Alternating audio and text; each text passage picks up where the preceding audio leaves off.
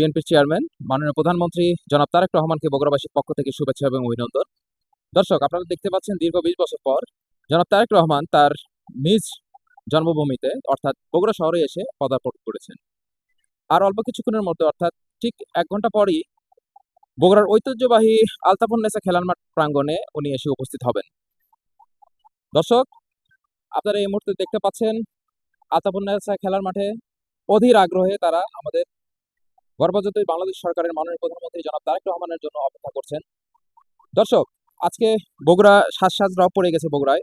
আজকে বগুড়ারবাসীর মনে যেন ঈদের দিন, কেননা তাদের নেতা, তাদের প্রাণপ্রিয় নেতা দীর্ঘ ২০ বছর পরে আজকে এখানে এসে উপস্থিত হয়েছে। এই যে গর্বজাতই বাংলাদেশ সরকারের মাননীয় প্রধানমন্ত্রী জনাব তারেক রহমানকে দেখার জন্য উৎসুক জনতা, তারা এখানে সকাল থেকে অধীর আগ্রহে তারা বসে আছেন। দর্শক, আমরা এখানে আমরা আমরা দর্শক আমরা তাদের অনুভূতি শুনবো, বগুড়াবাসীর অনুভূতি শুনবো। বগুড়াবাসী তারা অধীর আগ্রহে সকাল থেকে অপেক্ষা করছেন মাননীয় প্রধানমন্ত্রী জনাব তারেক রহমানের জন্য। আসসালামু আলাইকুম রহমতুল্লাহি ওয়া বারাকাতুহু।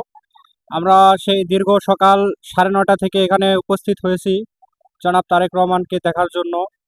আমরা এতটাই উল্লাস যে আমাদের বগুড়ার ছেলে, ঘরের ছেলে, উনি আমাদের মাঝে চলে আসছে। আমাদের এখানে সিটি কর্পোরেশন উদ্বোধন করলো, আমরা অত্যন্ত খুশি, আমরা অত্যন্ত আনন্দিত। আশা করি সামনেতে ভবিষ্যতে উনি আরো ভালো কিছু আমাদের বগুড়ার জন্য করবে। এটাই আবেদন, এটাই অনুরোধ জনাব তারেক রহমানের কাছে। জি, আপনাকে ধন্যবাদ। জি, দর্শক দেখতে পাচ্ছেন আপনারা এখানে অসংখ্য মানুষ যারা অধীর আগ্রহে অপেক্ষা করছে আমাদের প্রাণপ্রিয় নেতা, বগুড়ার সন্তান, বগুড়ার কৃতি সন্তান জনাব তারেক রহমানের জন্য। আর ১ ঘন্টার মাঝেই উনি আমাদের মাঝে এসে উপস্থিত হবেন এই আলতাফুন্নেসা খেলার মাঠে। জি, তার সম্পর্কে যদি একটু কিছু বলতেন। আসসালামু আলাইকুম। আমি নুরে আলম সিদ্দিক লিটন, কার্যনির্বাহী সদস্য, সোনাতলা উপজেলা বিএনপি।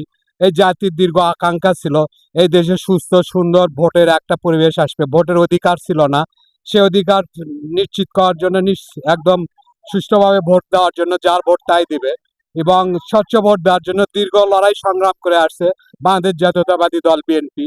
তারেক রহমানের নেতৃত্বে আমরা আন্দোলনে ছিলাম, সেই আন্দোলন সফল হয়েছে। গত ৫ই আগস্ট ফ্যাসিস্টরাই বাংলাদেশ থেকে পালায় গেছে, কারণ তাদের অপশাসন দুঃশাসনে এই জাতি অধিষ্ঠিত ছিল।